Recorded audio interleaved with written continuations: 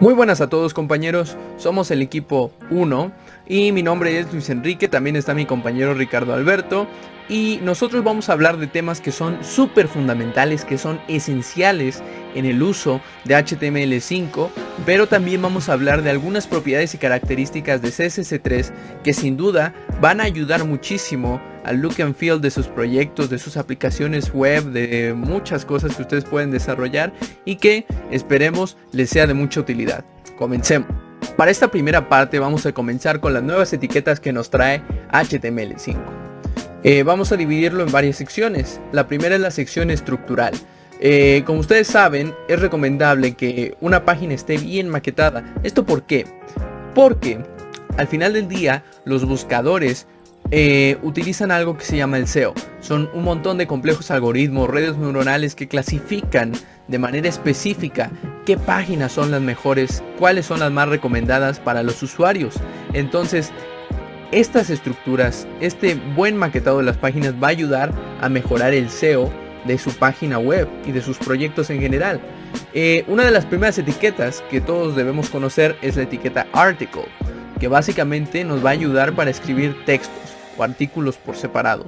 También tenemos la etiqueta aside, que antiguamente se utilizaba para escribir en ella o maquetar en ella menús laterales. Actualmente puede ser usado con esos fines, pero no es tan recomendable porque el responsive design nos obliga en ocasiones a tener que todo ponerlo en la parte de arriba de la página.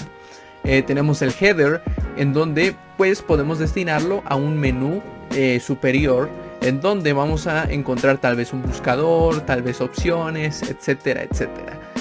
No se debe confundir con la etiqueta head, porque la etiqueta head se usa para declarar los archivos CSS o archivos JS.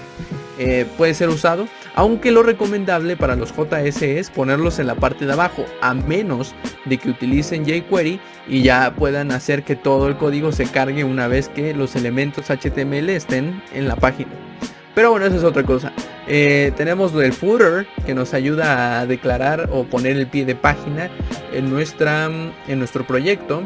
Y aquí tenemos un ejemplo de footer dinámico. ¿Qué es esto de footer dinámico? Es una aplicación que se hizo con la idea de poder mostrar distintos aspectos de la mecánica automotriz.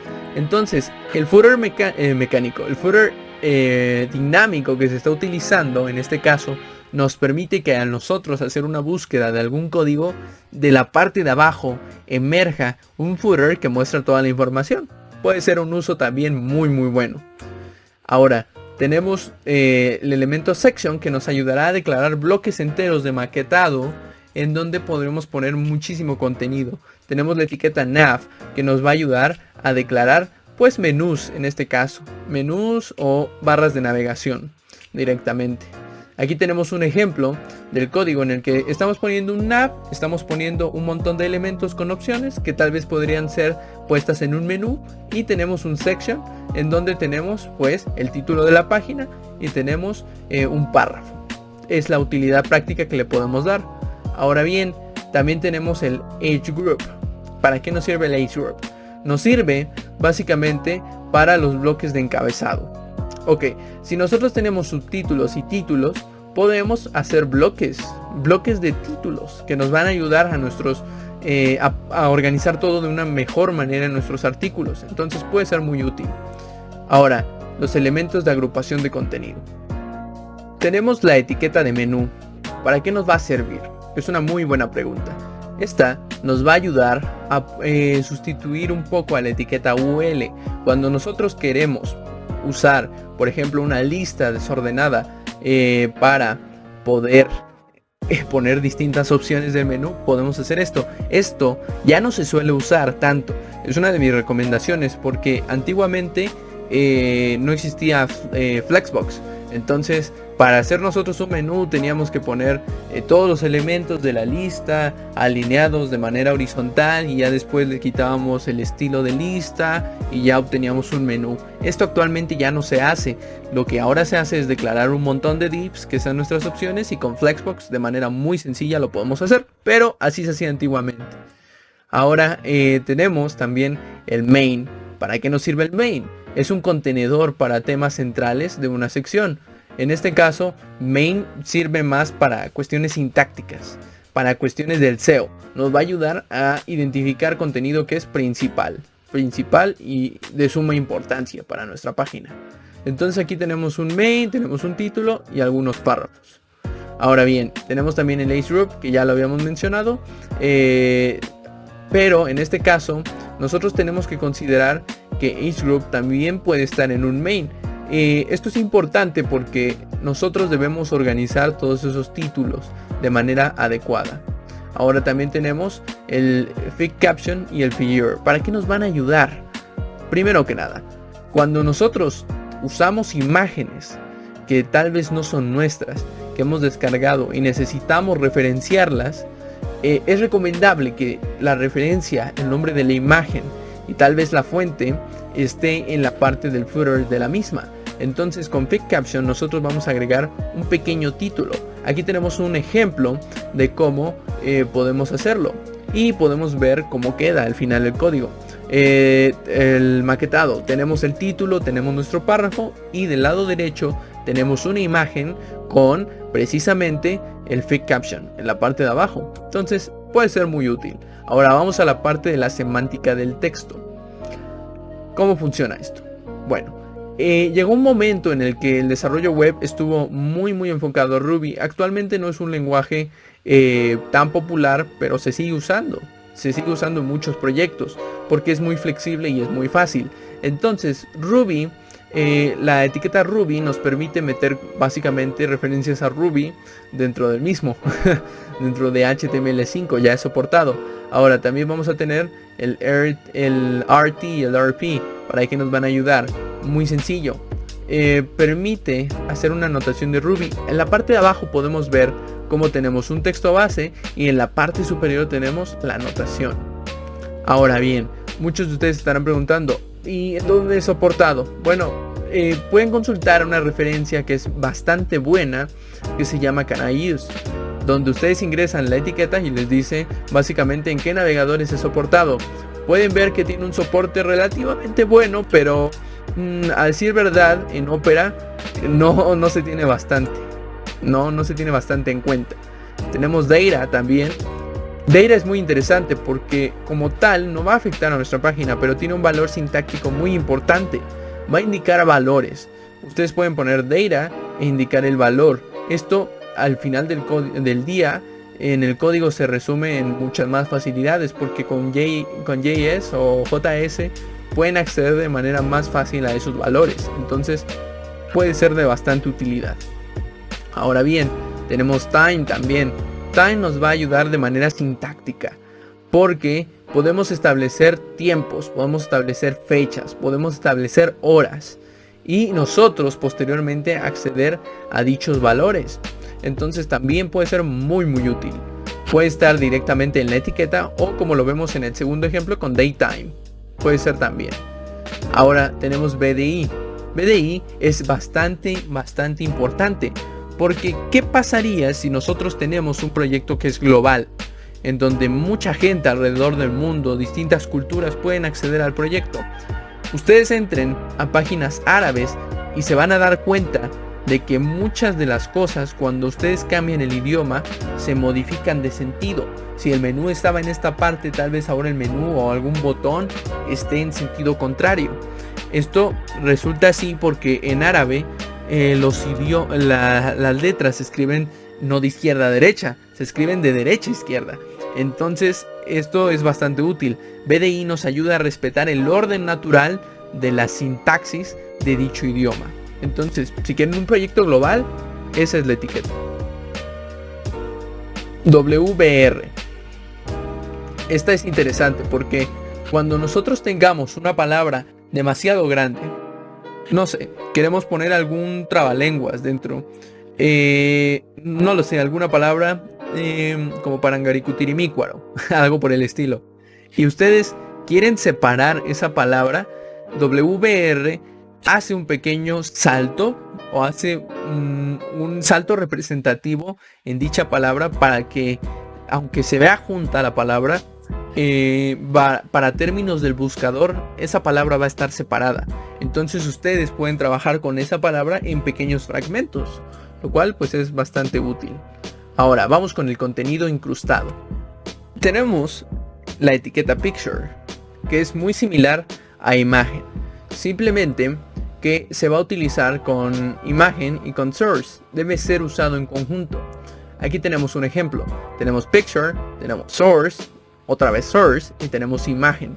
Pero ¿cuál es la diferencia? Source nos ayuda a hacerlo de manera un poco dinámica, ya que bajo ciertas condiciones probablemente nosotros queremos que nuestra imagen cambie, que sea distinta. Entonces source es la etiqueta que requerimos. Y ahí tenemos un ejemplo de un artículo de Isaac Newton. Y lo más importante, en donde sí y en donde no podemos usarlo. Casi todos los navegadores tienen soporte, pero Internet Explorer, ya saben, en mi opinión, es un pésimo navegador para los tiempos actuales. En su tiempo fue bueno, pero junto con Opera Mini, no le dan el soporte que debería. Ahora bien, vamos con Source. Source no solamente puede ser usado con Picture, también puede ser usado con etiquetas como audio y con video. Ahora Embed nos va a ayudar a que nosotros podamos meter otro tipo de funcionalidades en nuestra página. Aunque Flash ya está extinto, sin lugar a dudas hay muchos proyectos, páginas viejas que siguen usando Flash. Entonces con Embed nosotros podemos embedar precisamente otro tipo de pues ya saben, capacidades adicionales a nuestra página, ya que Flash se usaba muchísimo para animaciones, pero actualmente ya existen otro tipo de cosas que lo pueden sustituir con mucha facilidad. Ahora también tenemos video. Esta puede ser muy útil porque se pueden hacer bastantes cosas con ella. Video, primero que nada, nos permite ingresar un source con el video, el tamaño, que esto deberíamos modificarlo el tamaño en CSS. Y tenemos controls. Controls nos va a permitir poner o no controles para adelantar, pausar el video. Y pues ahí tenemos un ejemplo. Ahora tenemos audio. Audio nos permite poner precisamente pistas de audio. El diseño de audio del controlador de audio lo podemos modificar con JavaScript y con CSS sin ningún problema. Por defecto ese es el diseño, al menos en Google Chrome, de la etiqueta audio. Igual tenemos que indicar la ruta y poner controls para que aparezcan los controles de audio, para cambiar el volumen, descargarlo inclusive, etc. Ahora bien, tenemos track. ¿Para qué nos sirve track? Yo hasta hace poco desconocía de esta etiqueta, pero es muy interesante porque track nos va a dar la oportunidad de poner subtítulos en los videos que nosotros queramos. Para escribir subtítulos reconoce el formato VTT. En VTT nosotros vamos a alinear el timing del video con los subtítulos para que justamente cuando corra el video se muestre abajo el texto. Entonces es bastante útil.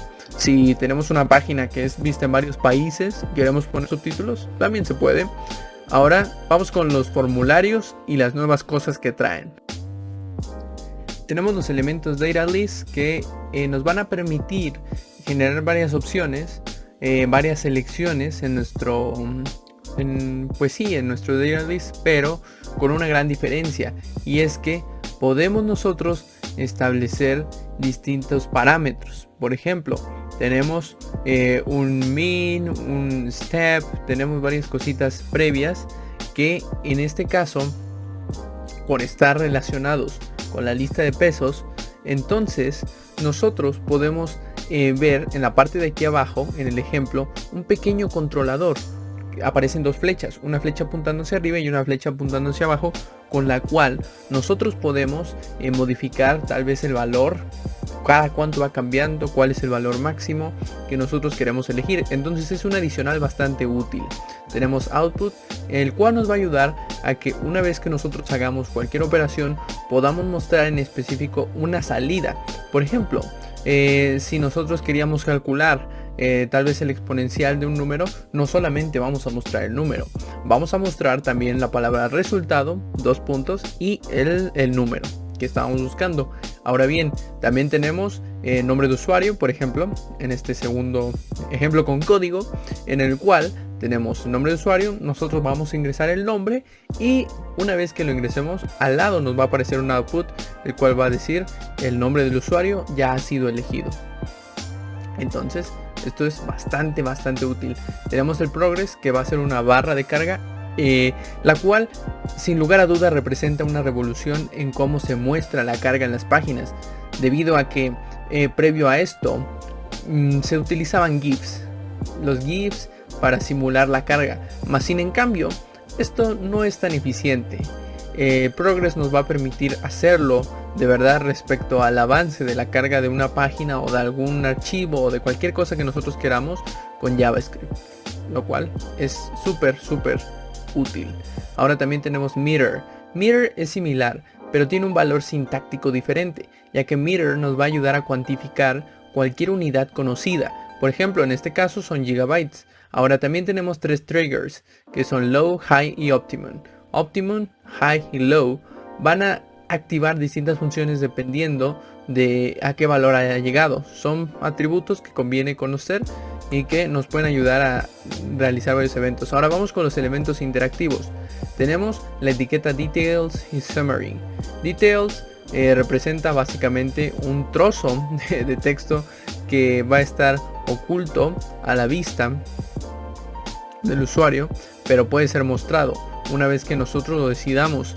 Ahora también tenemos Summary, en el cual debe ir acompañado de pues básicamente la información. Vamos a mostrar cómo funciona. Tenemos un form en el cual pues básicamente tenemos varios elementos, tenemos un párrafo, tenemos un input donde vamos a meter un email, pero vamos a tener en details una opción que se va a llamar opciones extra. Entonces ahí tenemos summary, es de qué trata el details, y vamos a poder ocultar cierto contenido y mostrarlo cuando nosotros hagamos clic sobre la flechita para mostrar información adicional. Ahora tenemos el dialog. En el dialog básicamente vamos a poder modificar los aburridos alerts que ya teníamos. No sé si recuerdan que en JavaScript teníamos una manera de mostrar mensajes en pantalla que era con alerts, pero esos alerts por defecto tenían el diseño del navegador web. Entonces con dialog podemos generar nuestros propios pop-ups o dialogs o cuadros de diálogo que nosotros queramos con el diseño que nosotros decidamos. Ahora también tenemos template, que va a permitir a los autores crear fragmentos de documento con cierto formato preestablecido. Esto puede parecer un poco complejo, pero no lo es tanto. Nosotros diseñamos este pequeño ejemplo en el cual pues tenemos una plantilla. Tenemos la etiqueta template en la parte de arriba y tenemos nombre, género y edad. Entonces nosotros vamos a poder reciclar este cacho de código con JavaScript. Básicamente ya tenemos cargados nuestros datos, un nombre, un género por 3 personas, y entonces a través de simplemente ir ingresando los datos poco en poco vamos a poder utilizar el template y ir reciclando. En el lado derecho podemos ver cómo teníamos nombre, Marie Curie, nombre Isaac Newton, y después vamos metiendo Marie Curie, Isaac Newton y Albert Einstein. Vamos extrayendo los datos de lo que ya habíamos declarado en JavaScript. Entonces muy útil. Ahora tenemos slot. Slot nos sirve para representar un espacio de componente creado a través de algo llamado Shadow DOM. ¿Qué es el Shadow DOM? El Shadow DOM es como una alternativa a la DOM original. Básicamente vamos a tener, por así decirlo, un subárbol dentro de la DOM regular, en la cual nosotros vamos a poder tener un montón de cosas más, un montón de nodos adicionales. Entonces esto ya es para un uso más avanzado de JavaScript, pero la verdad es que ayuda bastante. Ahora Canvas es una etiqueta muy especial porque nos va a permitir hacer animaciones. Esto sustituye un poco a lo que ya conocíamos de Flash. Ya no teníamos que usar Embed, ya es un poco más nativo. Bueno, yo les voy a explicar las propiedades de HTML5 que se tienen a los elementos que ya se tenían en versiones anteriores. HTML5 en primera instancia hizo lo que se llaman atributos globales, que se les puso a todos los elementos que tiene HTML. Entre ellos están Access Key, que simplemente nos permite poder activar o enfocar un elemento conforme una tecla que nosotros podemos seleccionar. Es decir, el atributo class, que nos permite englobar un conjunto de elementos en un grupo. El content table, que tiene los valores verdadero o falso. Esto simplemente nos dice si un elemento es editable o no por el usuario. El context menu, que tiene el valor ID de un menú. Es un menú contextual para un elemento, y este menú es parecido al que ponen los usuarios en los archivos o programas de escritorio. Luego viene el data, que tiene el valor de datos. Esto puede ser arbitrario, y esto lo que nos permite es poder almacenar datos personalizados específicos de la página. Luego viene la dir, que siempre nos dice dónde se va a direccionar el elemento, que puede ser izquierda o derecha. Tiene los valores LTR y RTL según los acrónimos en inglés. Luego viene el atributo draggable, que nos dice si un elemento es arrastrable por el mouse o no. Tiene los valores verdadero o falso. Luego viene dropzone, que tiene los valores copy, move, link, y que nos indica qué acciones va a hacer si un elemento es arrastrado a algún otro elemento, si va a ser copiado, si se va a mover o va a ser vinculado. Luego viene el atributo hide, que nos dice si un elemento se va a ver o no, si ya es relevante. El atributo id, que nos dice simplemente si se le va a poner un notificador a un elemento. Esto es muy importante para el CSS. Luego lang, que nos dice el lenguaje en el cual va a tener un contenido de un elemento, un lenguaje humano verdaderamente. Spell check, que tiene los valores verdadero o falso, que nos indica si el navegador va a checar ortográficamente el contenido de ese elemento. Luego style, que simplemente sirve para poner CSS más directamente al HTML. Luego viene tab index, tiene el valor numérico, y esto simplemente nos indica el orden que va a tener un elemento al pulsar letra de tabulador en el teclado. Luego viene title, esto simplemente proporciona información de asesoramiento relacionada con el elemento. Esto más bien es para el navegador. Luego viene el atributo translate, que nos indica si el contenido de un elemento va a ser tratado de traducir o no, tiene los valores yes o no. Luego viene XMLlang, que nada más lo que hace es especificar el lenguaje principal para el contenido del texto de un elemento si el documento está en XHTML. Ahora vienen los atributos para elementos específicos. El atributo download, que nos indica que si un elemento A tiene algún link, no va a ser direccionado a ese, sino que va a ser guardado en un archivo local. Luego viene el elemento IMG, tiene atributos cross origin, que nos indica si se va a buscar la imagen por el método source o no. Luego size, que nos indica de qué tamaño puede ser la imagen. Source set, que nos indica los tipos de fuentes que se pueden tener para la imagen. Luego viene el elemento object, tiene el atributo form, que nos indica simplemente a qué formulario pertenece. Y nada más el timeout match, que nos indica si el tipo de elemento y el contenido que tiene son iguales o son aceptables. Luego viene el elemento form, tiene los atributos autocomplete, que nos indica si el navegador puede completar el formulario. Y no validate, que este atributo booleano indica que el formulario no es válido cuando no es enviado. Si el atributo no está en formulario, es un botón o un elemento input que pertenece al formulario. Luego viene el elemento label, que también tiene el atributo form, que simplemente nos indica qué formulario pertenece. Y ahora viene el elemento input, que tiene los atributos type, que tienen mucha variedad, en los cuales está color, que nos indica los tipos de colores que puede tener, date, que nos permite introducir una fecha en año, mes y día, sin tiempo, type local, que nos indica poder poner una fecha en una hora. Luego el mail, que nos permite poner un correo electrónico ya validado. Month, que nos permite poner un mes. Number, que simplemente nos permite poner un número flotante. Y range, que nos permite poner un número cuyo valor exacto no es importante. Search, que es simplemente para especificar una búsqueda. Tel, que sirve para hacer teléfonos de manera ya verificada. Time, que nos permite poner valores de tiempo, URL para poder editar una URL, week para una semana. Ahora vienen los atributos autocomplete, que nos permite decir si el navegador puede completar el elemento. Autofocus, que nos dice simplemente si al cargar la página el navegador se va a enfocar en ese elemento. Y form, para saber a qué formulario pertenece.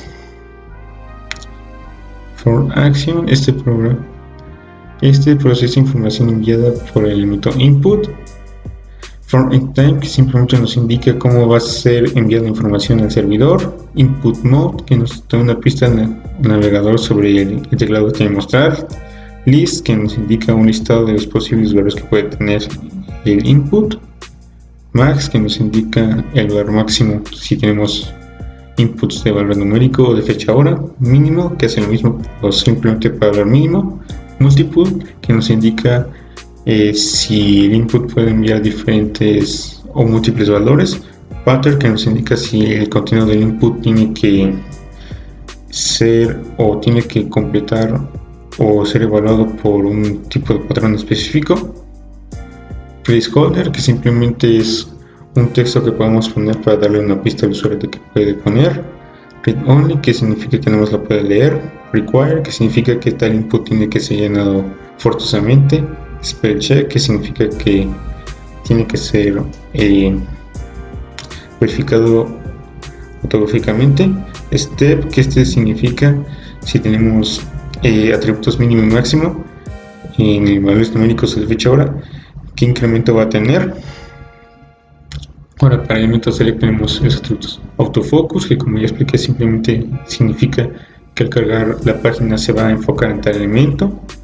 Form, que sin más nos indica a qué formulario pertenece. Require, que significa que para ser válido un formulario ese elemento select tiene que ser completado.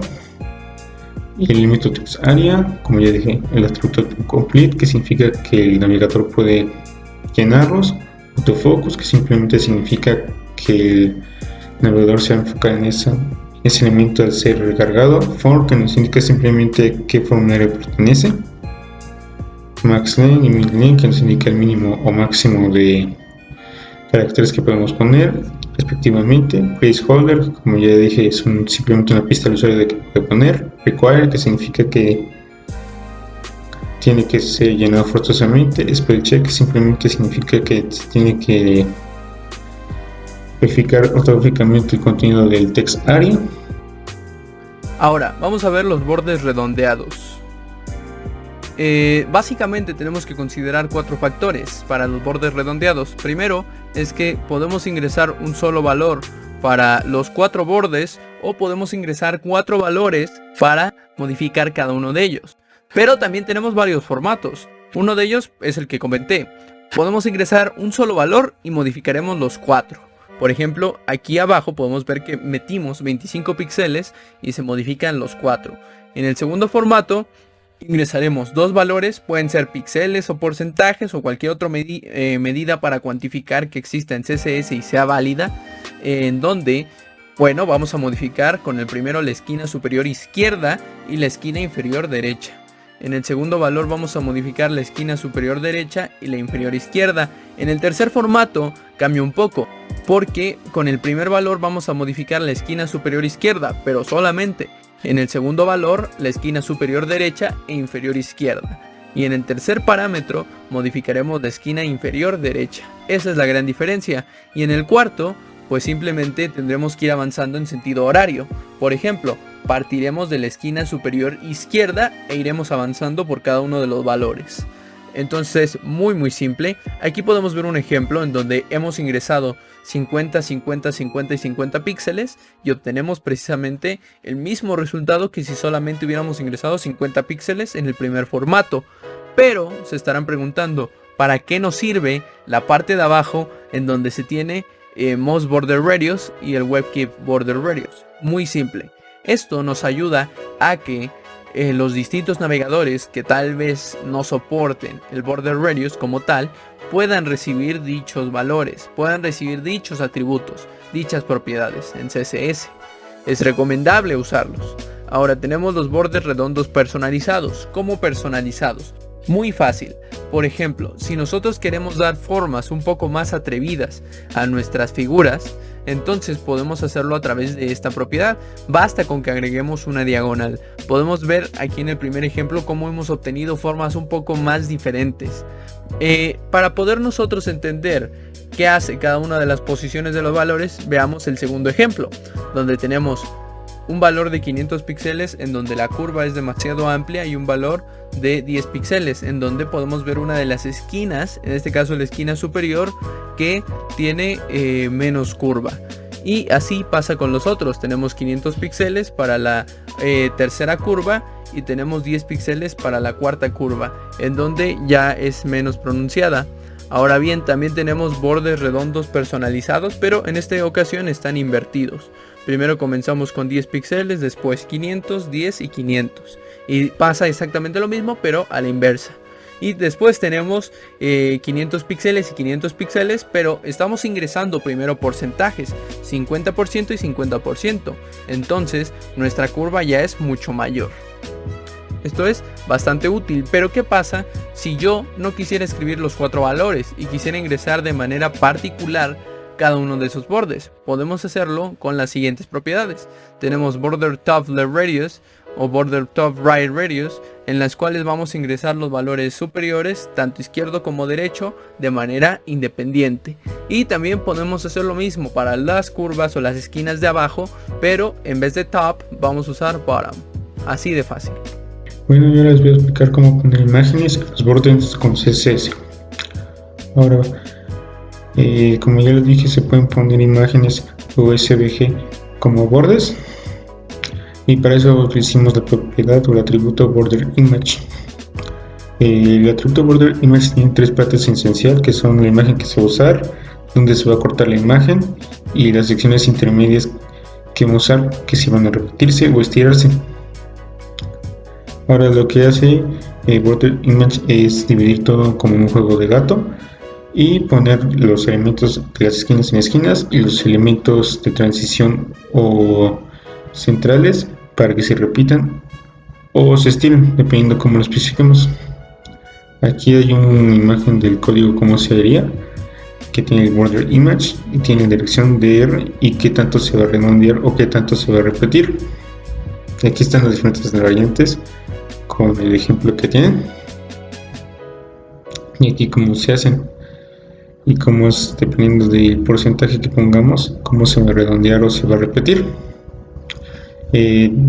Border image también tiene otras variantes que pueden ser la ruta específica de la imagen, cómo se va a cortar la imagen, la longitud y los anchos de la imagen, la cantidad en el área de la imagen del borde que se extiende más allá del cuadro del borde y cuántas veces tiene que repetir el borde o cómo debe de redondearse. Ahora bien, ¿cómo podemos poner un fondo con imagen en nuestros proyectos? Muy fácil. Lo primero que ustedes tienen que saber es que hay un montón de propiedades, pero la mayoría de las veces nosotros vamos a querer usar formatos ya sea JPG, y en caso de que ustedes quieran transparencia en sus imágenes usarán PNG, que es un formato de mucha mayor calidad, pero que ustedes tienen que considerar que es mucho más pesado. Entonces, aquí tenemos un ejemplo de la clase left and right. El left pues básicamente es el cuadro de la izquierda y right el cuadro de la derecha. Ahora, si nosotros queremos establecer el background de un div o de una caja, ya sea con una imagen, simplemente tenemos que poner background image, luego la URL y después tenemos que poner el directorio de nuestra imagen. Entonces pueden hacerlo así o pueden hacerlo con un directorio que sea una URL.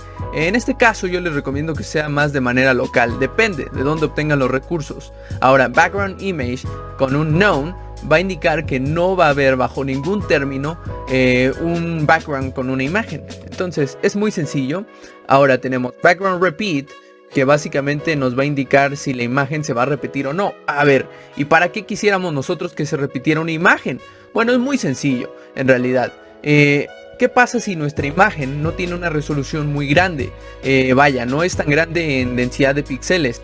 Bueno, va a llegar un punto en el que dicha imagen se va a terminar y se va a repetir. Entonces tal vez nosotros no queramos que eso ocurra. Pero ¿qué pasa si yo quiero una imagen que tenga un patrón? Puede ser, no sé, como las texturas de los videojuegos, por ejemplo, que es una imagen muy pequeña, pero que en realidad se repite y entonces la textura se va formando. Es solo un ejemplo, pero de esa manera es como puede ser implementado. Vaya, si nosotros queremos un fondo con patrones, lo podemos hacer. Entonces, aquí tenemos varios ejemplos con clases. Uno de ellos dice background repeat X. ¿Qué significa? Repeat X lo que va a hacer es repetir de manera horizontal. Repeat Y lo que va a hacer es repetir de manera vertical.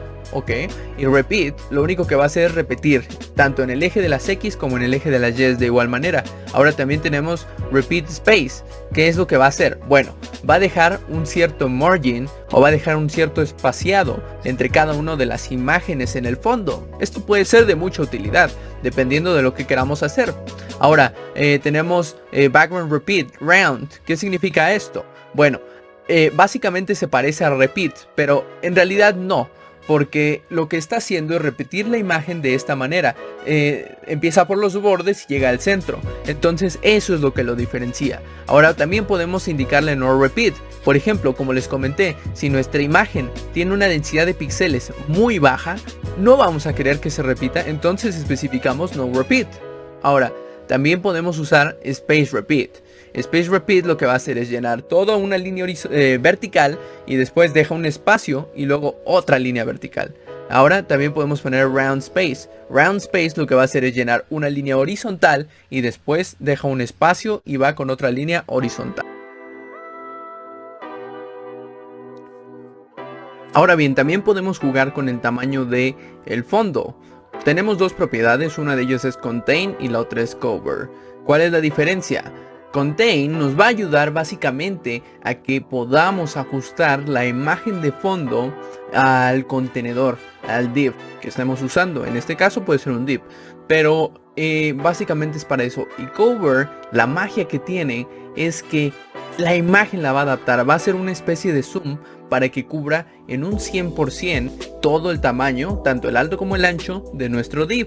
Esto puede ser muy útil, pero hay que usarla con sabiduría, porque si nosotros tenemos una imagen con una definición muy pequeña, con muy pocos píxeles de densidad, entonces lo que va a ocurrir es que, como tal, si nuestro div es excesivamente grande, entonces la imagen se va a ver con un zoom demasiado elevado. Entonces hay que hacer varias pruebas si queremos trabajar con esta propiedad, pero es posible, es súper posible.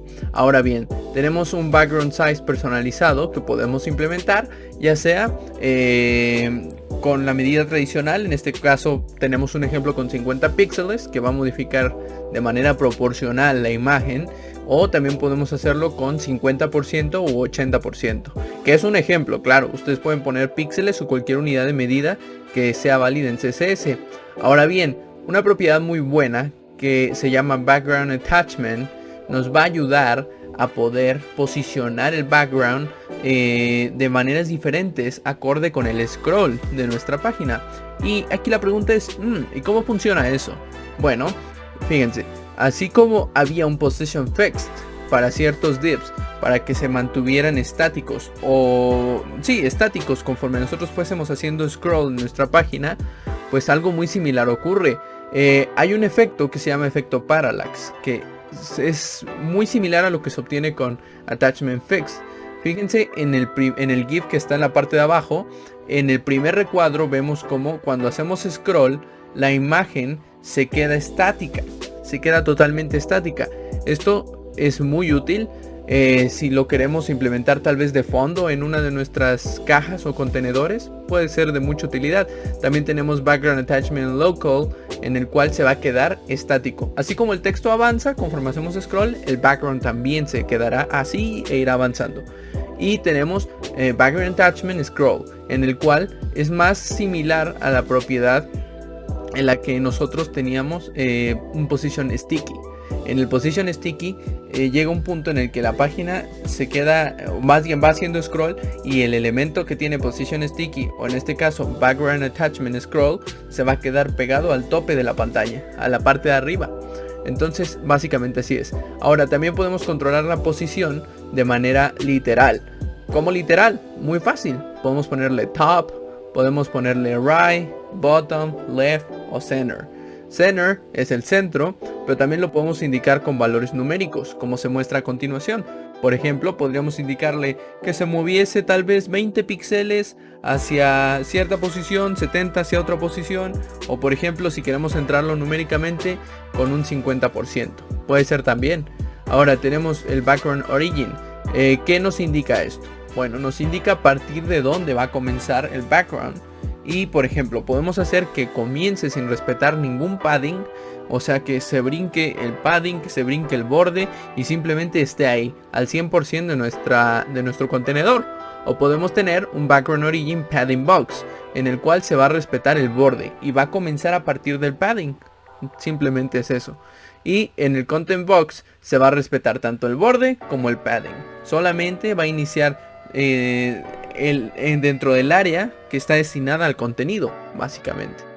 Esa es la diferencia. Ahora, background clip nos va a ayudar a hacer algo similar, pero ¿cuál es la diferencia? Aquí se busca que esto cubra el 100% del espacio que se ha destinado. Por ejemplo, tenemos background clip con border box. ¿Qué significa?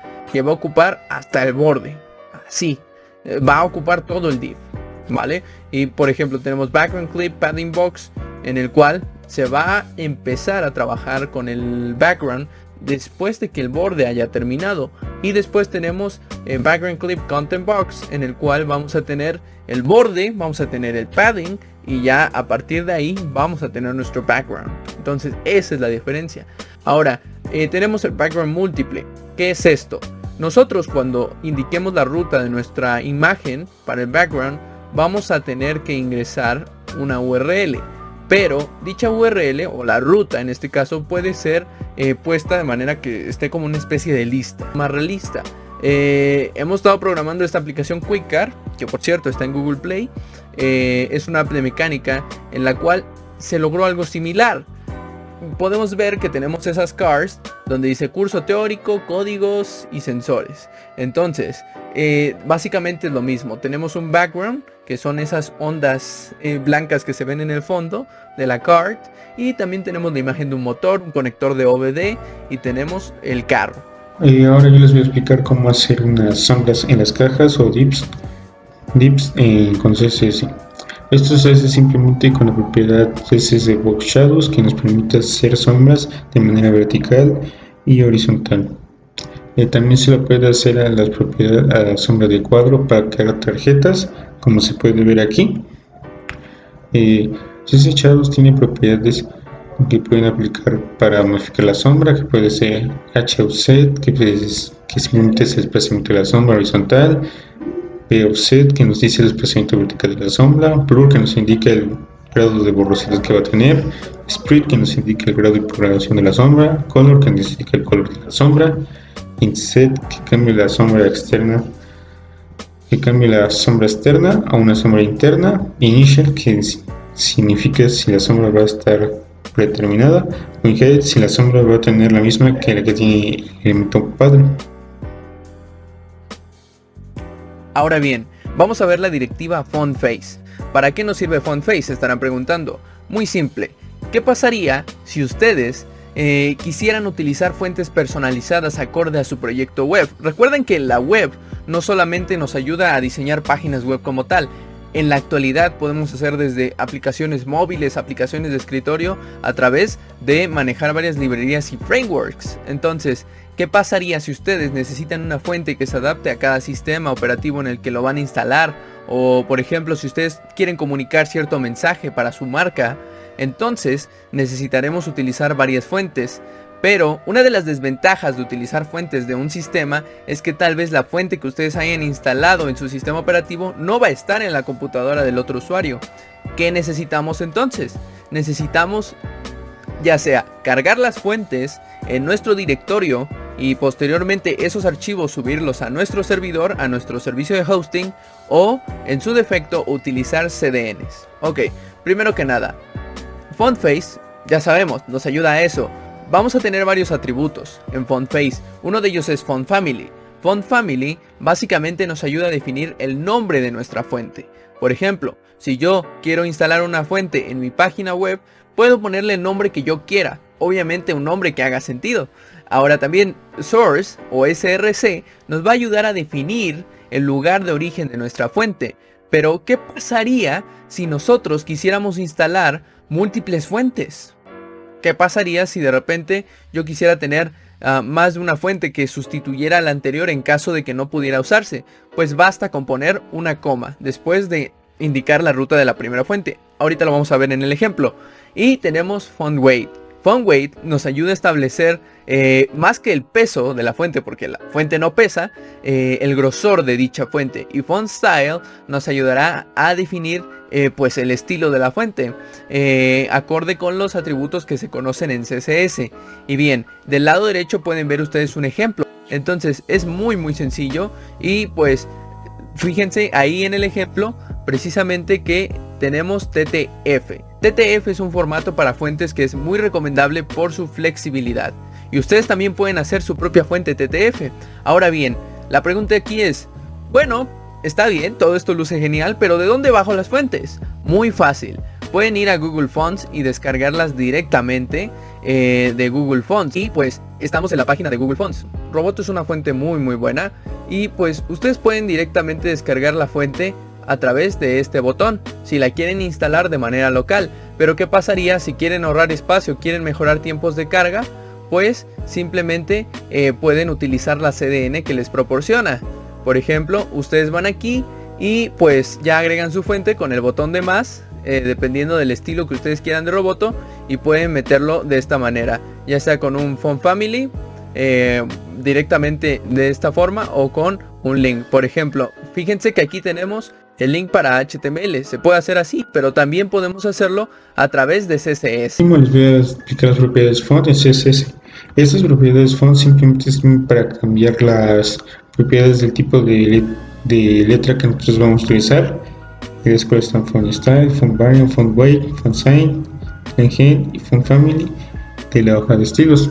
Ahora, font style simplemente nos permite decir el tipo de estilo que va a tener nuestra letra, que puede ser normal, itálica, cursiva o oblicua.